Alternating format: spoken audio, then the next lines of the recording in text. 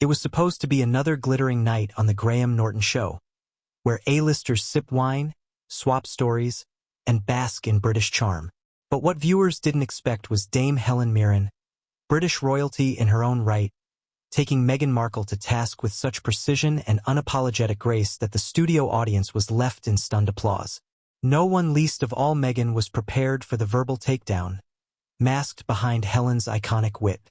And yet, it didn't feel like shade. Felt like justice.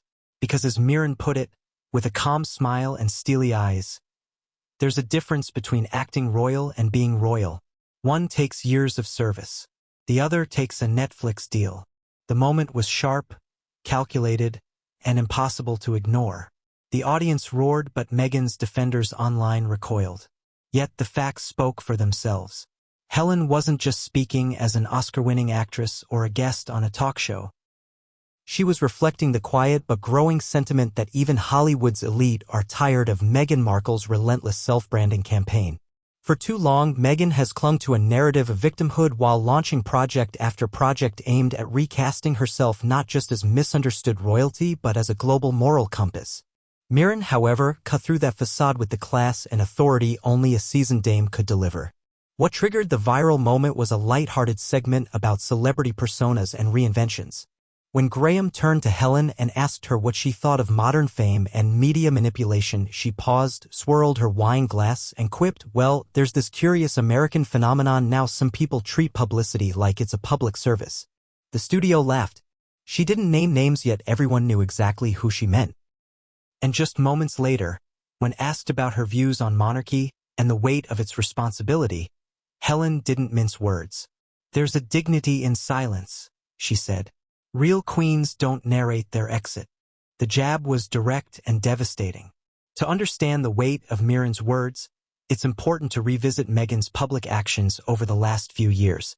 Since leaving the royal family in 2020, Meghan has appeared in a sweeping variety of interviews, docuseries, podcasts, and commercial ventures, often painting herself as a victim of palace cruelty and British media racism. While some of her claims resonated with the public, many have since been disputed or revealed to be exaggerated. Royal insiders, biographers, and even former palace staff have come forward challenging timelines, correcting misquotes, and raising serious questions about Meghan's truth versus spin approach. Helen Mirren, who played Queen Elizabeth II with dignity and restraint in The Queen, understands that image matters but substance matters more. Her quiet dismantling of Meghan wasn't just theatrical, it was a cultural statement. In an industry where stars are expected to tiptoe around controversy, Mirren's candor was a breath of fresh air. She didn't call Meghan out by name, but in truth, she didn't need to. The audience and the world got the message loud and clear. Social media quickly erupted. Hashtags like Mirren mic drop and Dame versus Duchess began trending within hours. Users praised Helen for saying what everyone was thinking but afraid to voice, while others noted the irony of an actress embodying royalty with more grace than someone who actually married into it. A viral clip of the moment racked up millions of views within 48 hours, and major outlets picked up on the cultural shift it represented. Even some of Meghan's former Hollywood allies went suspiciously silent. What makes this moment significant isn't just the takedown, it's who delivered it.